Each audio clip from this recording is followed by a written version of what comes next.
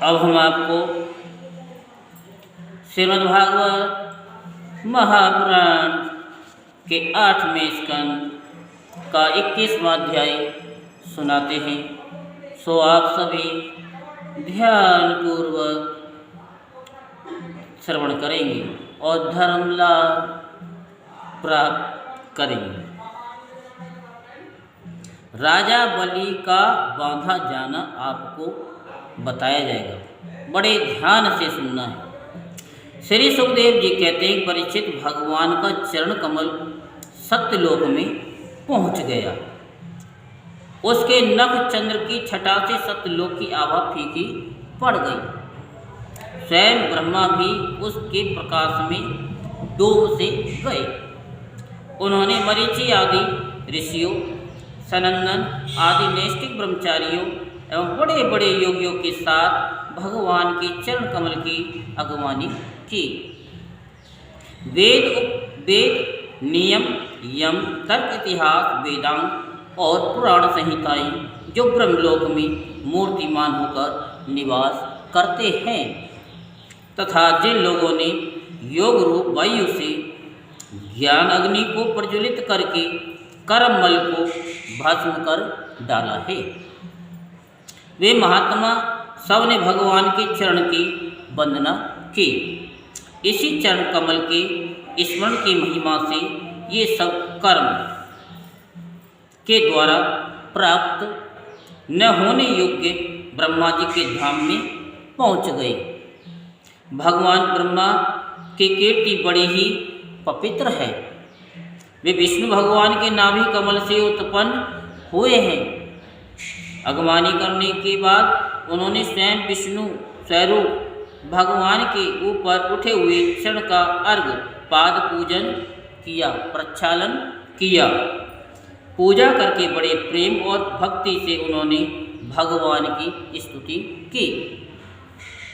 परीक्षित ब्रह्मा के कमंडलू का वही जल विश्वरूप भगवान के पांव पखारने से पवित्र होने के कारण उन गंगा जी के रूप में परिणत हो गया, जो आकाश मार्ग से पृथ्वी पर गिरकर तीनों लोगों को पवित्र करती है। ये गंगा जी क्या हैं? भगवान की मूर्तिमान उज्ज्वल कीर्ति है।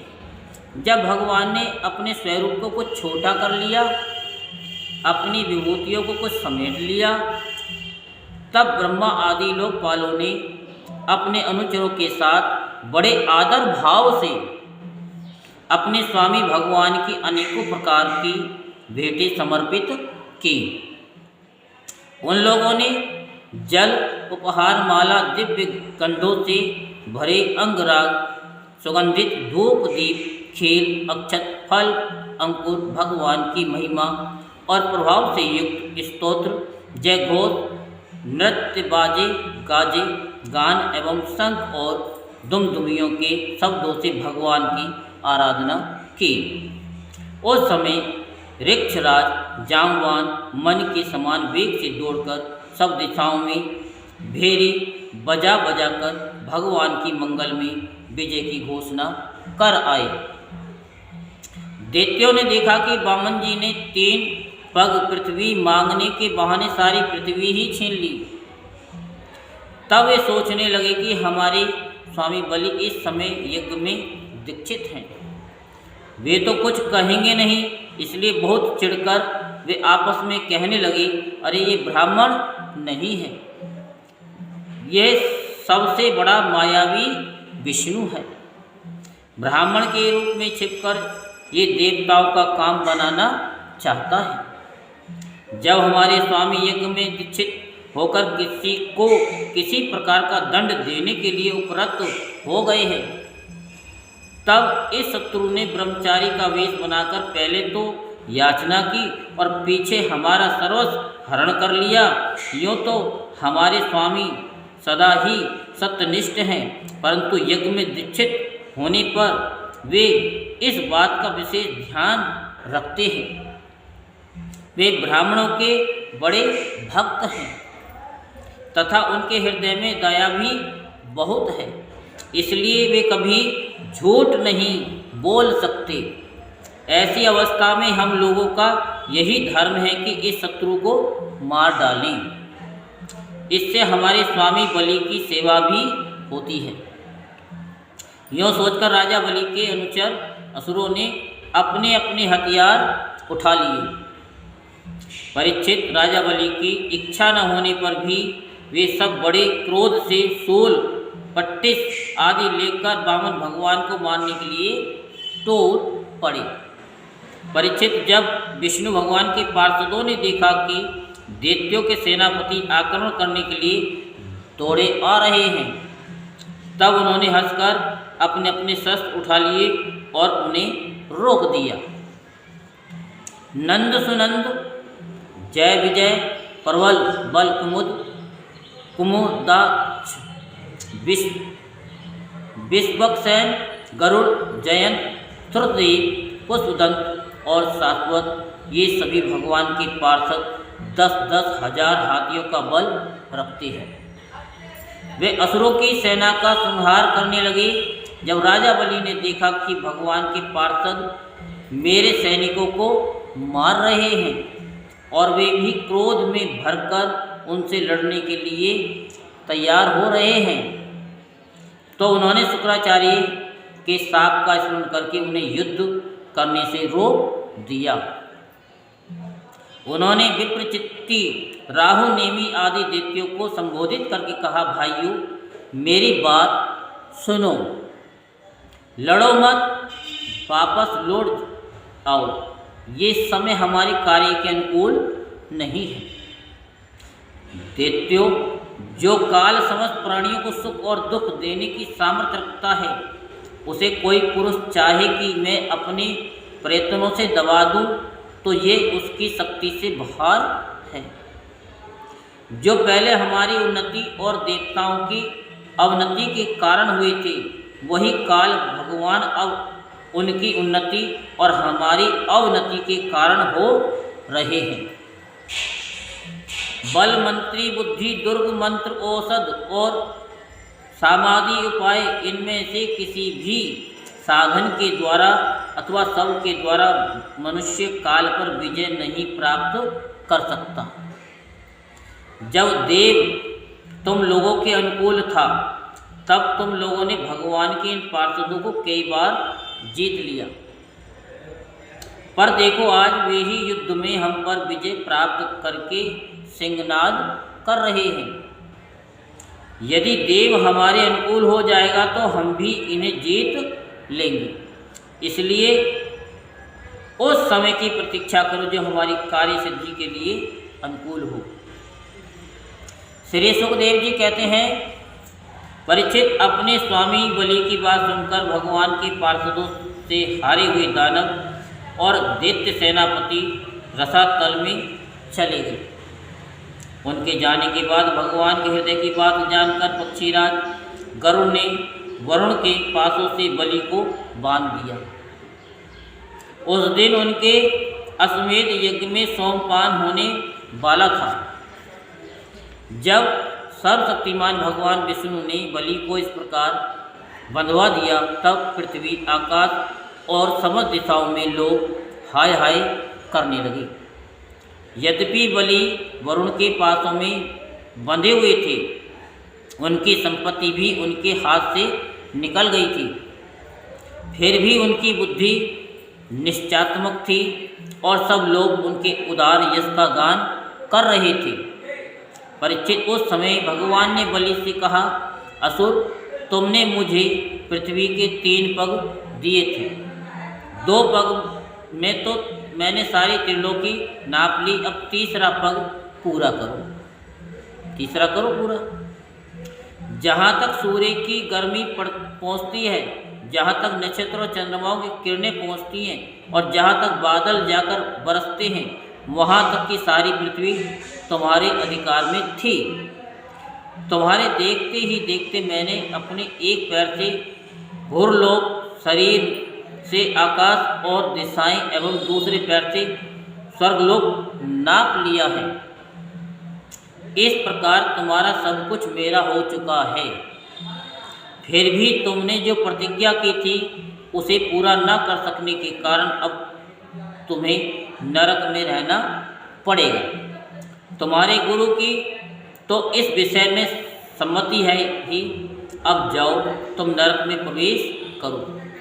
जो याचक को देने की प्रतिज्ञा करके मुकर जाता है और इस प्रकार उसे धोखा देता है, उसके सारे मनोरथ व्यर्थ हो जाते हैं। स्वर्ग की तो बात दूर रही, उसे नरक में गिरना पड़ता है। तुम्हें इस बात का बड़ा घमंड था कि मैं बड़ा धनी हूँ, तुमने मुझसे दूंगा इस प्रतिज्ञा करके फिर धोखा दे दिया।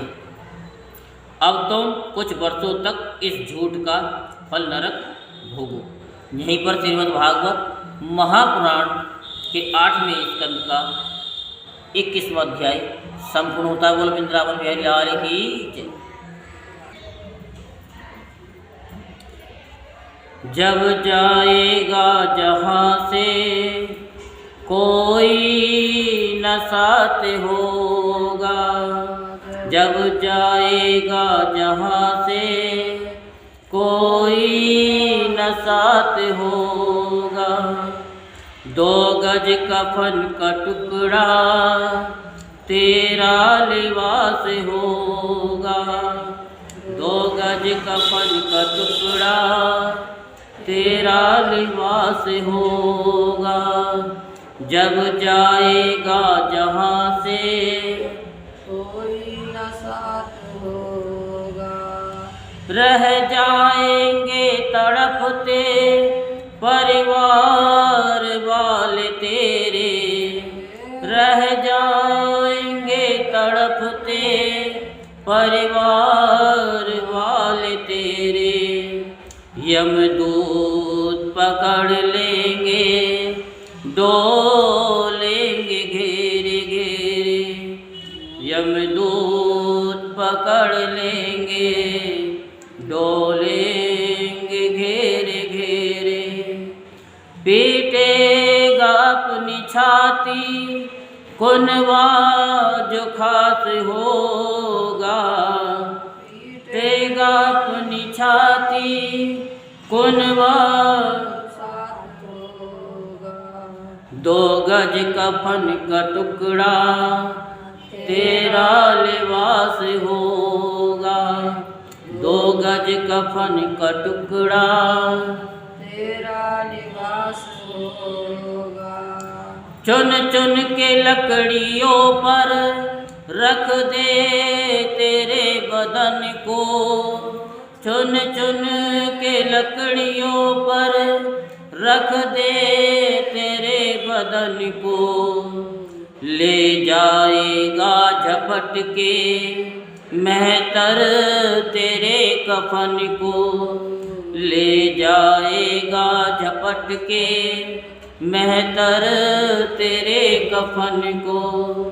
दे देगा आग तुझ में बेटा जो खास होगा, दे देगा तुझ में बेटा जो साथ होगा, दे देगा आग तुझ में बेटा जो खास होगा, 2 गज कफन का टुकड़ा तेरा लिबास होगा।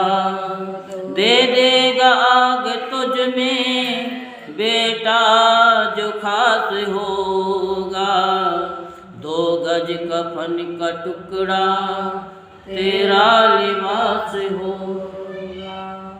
कंचन सी तेरी काया जल करके राख होगी, कंचन सी तेरी काया जल कर के राख होगी।